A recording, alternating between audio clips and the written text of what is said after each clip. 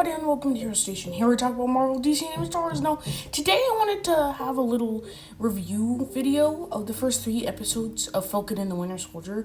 But before I start that, remember to comment, like, and subscribe to stay tuned with all of the videos that I drop.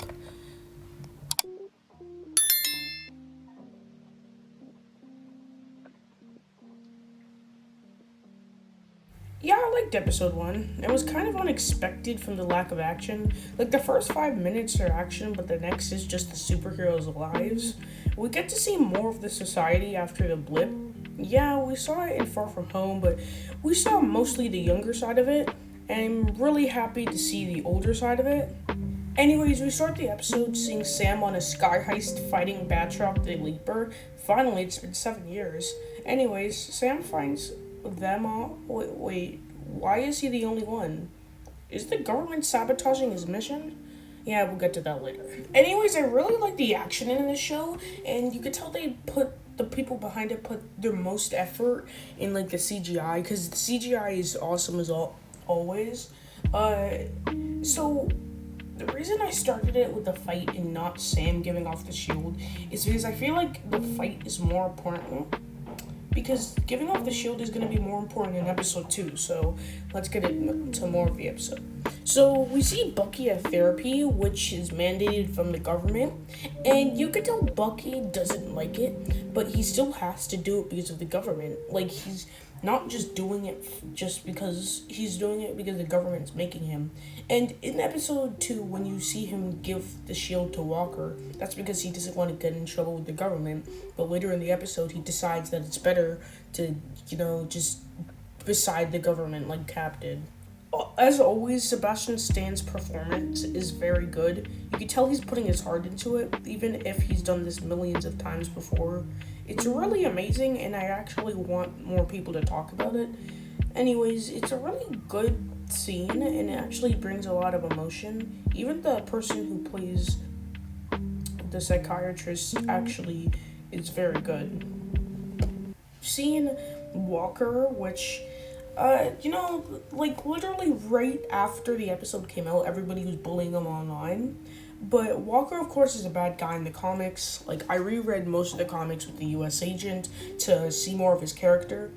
But that's something to say for the second episode. Anyway, I'm going to talk mostly about the characters for this episode, because it's mostly a character episode. First of all is obviously Sam. So Sam's parents have passed away, sadly, and he's judging legacy over responsibility, because he wants to keep his parents' legacy, as his sister wants to sell the boat so they could actually to do it continentally. Also, Rhodey's there, but I'm not really going to talk about him since it's just a short cameo. He's in 1 scene, 2 at the most. So anyways, we talk more about Sam, and Sam giving away the shield is something that's had a lot of opinions, so I don't really want to talk about it much. So it's really important to the show, and we'll get it more in the next episodes. When I do my episode 3 to 6 review, that's where I'm going to be talking about it. Anyways, we got a lot of Sam in the show in this episode, and it's very good. So the next character is Bucky. Bucky has a very important role in the episode, especially understanding what he does. I thought it was just a cute kind of old people stuff when he was with, I forgot his name, but the old guy in the episode.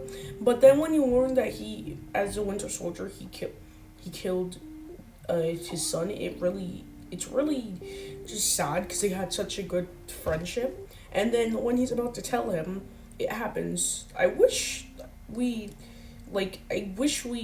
get more of him in the next couple episodes, because he just disappears from the show all along. So Bucky's role is really big, and he has a really big Sam and him share a really big connection in the episode, and they have a bigger connection in the second episode. So let's get to our next character, Torres. I honestly forgot Torres existed in the comics before then. if you didn't know, in the comics, he was the new Falcon after Sam becomes Captain America, so I feel like this is what it's leading up to. He does have we haven't really learned his origin, but we don't see that he's half bird, and he became half bird as, like, a kid, so I guess it's going to be more of a kinetic, like, mechanical Falcon. The actor does an okay job with Torres, as a lot of his lines just feel like they're written, like, off a actual script, rather than actually putting emotion into it. And he just kind of feels weird, like a kind of friend, but also, like, you know those an annoying friend that's usually in superhero movies and comics? Yeah, that's how he felt. But I feel like that might have been, like, in the plans. But I feel like introducing him, like, as, I don't know, a new Avenger might be a little backstated from his role in the show. Also, I'm not going to be talking about Carly Morgenthau as a character, since her roles are way more significant in episode 2 and 3, so let's get to the plot. I really like the plot for this episode. Like, it's really good. We know that Bucky and Sam don't get together as, like, partners in this episode, but it's still very well written, and you know it was planned over a long period of time. As I said before, we learn more about the world after the blip, and we get to learn, even before everybody came back, we get to learn a lot about that through the main characters. I like how when, like, the villains are introduced in the first episode, and mainly the focus of the first episode, but in this it's mainly the main characters, which is good, but we still get a lot of flag smashers. Of course, in the comics they're one person, but in this they're like a whole group. I feel like in this day and age in this universe, it makes more sense for them to be a group than one person, as, like, not many heroes are there or around on Earth, so I guess, like, a whole group would make sense. And I like how they're not, like, extravagant big, like, supervillains as Phase 3 seemed to bring us. Like, I like how they're not legit gods or something. I know they have the super soldier serum, but that's more in other episodes. Speaking of other episodes, let's get to episode 2.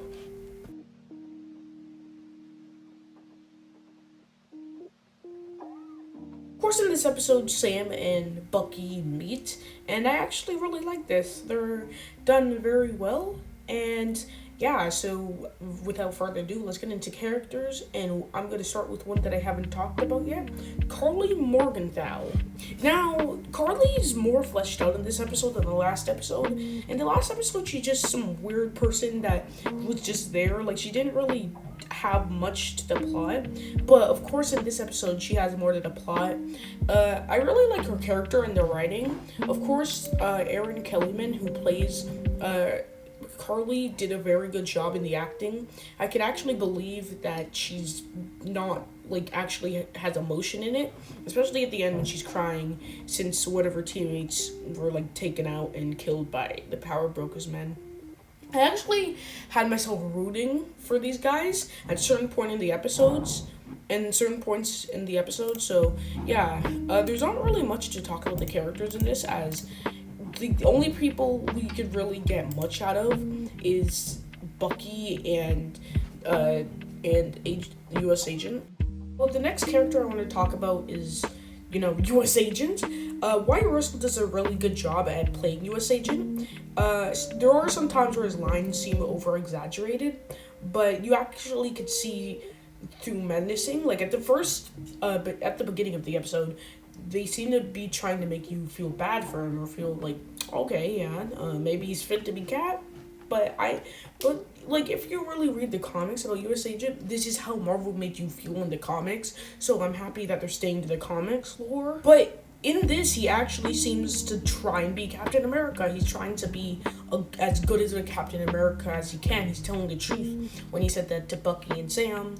His relationship with Bucky and Sam didn't really seem very menacing. It didn't really seem very good. It felt kind of rushed, and you could tell they're in the writing room. They're just trying to find, like, a basis for how they talk to each other. At the end of the episode, you can really see how menacing he is. Like, even if the line didn't seem that angry, he's still menacing.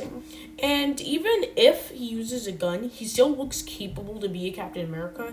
It's just he doesn't have the loyalty of Captain America. Captain America was Captain America before the super soldier serum. But in this, like, he's very good. Some people are saying he already has it because of how good he is. But if you look at the trailer, Sam is very good with the shield like him. But he's not, like, he doesn't have a super soldier serum because according to Anthony Mackie, he's not going to get the super soldier serum in the show. Also, the next character I want to talk about is Bucky. He's done very well in this episode, and Sebastian Stan does a very good job again, even a better job than in the last episode, and Bucky's done very well. Like, he has a lot of emotion, and we actually get to see him run fast. We only see Cap and Black Panther do that usually in these like Marvel projects, but yeah, so like the characters are really done well. Bucky is like very important, but we don't really have much to talk about for him in this episode. He's done very well. He's very stealthy, he's very good. So the next character I want to talk about is Sam. Now this is gonna be really short. It's because Sam's role isn't as substantial as it is in the first episode, but it is very great in the next episode, so let's just get to the plot. The plot is done very well, just like the last episode. It actually feels like another part to the movie, which is what the creators and the directors said that's what it's supposed to be. Like, every episode is like a different part of the movie. And it's supposed to be like a 6 hour, 5 hour, 30-minute movie. But anyways, episode is done really well. It, of course, has more action, and I really like that. It has this like Agents of S.H.I.E.L.D. mixed with Civil War kind of aesthetic, which I really like. Marvel seems to have a reputation of making the government look like villains, but in this they seem to make it like neutral. Like, there's one side of the government which hate it, and there's one side of the government which is loyal to the legacy of like heroes and stuff. We get to see Isaiah Bradley, whose role is very good. I really like Isaiah Bradley. If you didn't know, in the comics he was the first Black Captain America, but they switch it to making him a black super soldier. And to know that he actually beat up Bucky and ripped his whole arm off is really, like, really awesome to know, because he is a badass in the comics. But that's really all we have for this episode, so let's get to episode 3.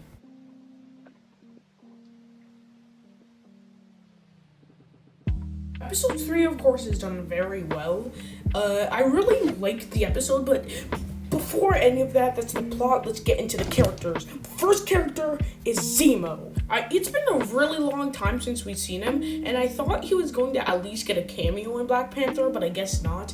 It's good to see how his character is, especially in jail. We get to see that the plan Bucky has. I'm guessing this is Zemo's plan, because it makes more sense. He's very well acted, and he gets a lot of lines in this. I thought he was just going to have, like, just a background character, but he gets a lot of lines. His interaction with the other characters are really good, and he actually seems like a badass like he's always been. He seems more comic accurate, and I really like that. I'm not saying comic accurate is the only thing that makes this show good. I'm saying that him being comic accurate is very good. But he seems like kind of dry. I don't know, like, we don't see him in much like fighting action. Like, he shoots guns and like that's all, and especially the container scene where he like shoots the guy after he said that he was a god, because that obviously triggers Zemo.